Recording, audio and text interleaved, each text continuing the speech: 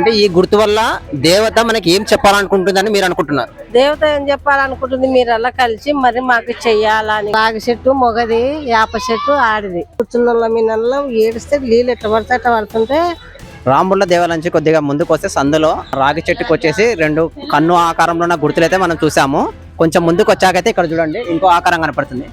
రాగి చెట్టు మొగది, యాప చెట్టు ఆడిది. కూర్చున్న మీ నెలలో ఏడిస్తే నీళ్ళు ఎట్లా పడితే అట్లా పడుతుంటే బాపన అడిగొచ్చినారు.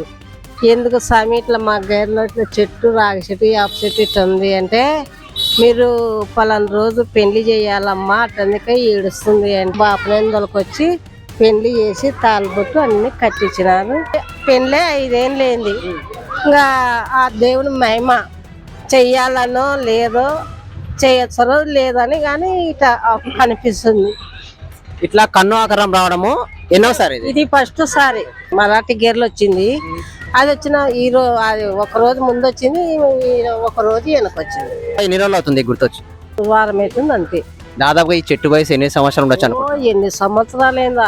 ఇది పురాకాలం ఉంటుంది. ఇది ఈ చెట్టు ఏర్లు మనం రోడ్డు మీనకుండాయి. అంటే ఈ గుర్తు వల్ల దేవత మనకి ఏం చెప్పాలనుకుంటుందని మీరు అనుకుంటున్నారు? దేవత ఏం చెప్పాలనుకుంటుంది, మీరలా కలిసి మరి మాకు చెయ్యాలని గాన కనిపిస్తుంది. అది నా పేరు మద్దమ్మ.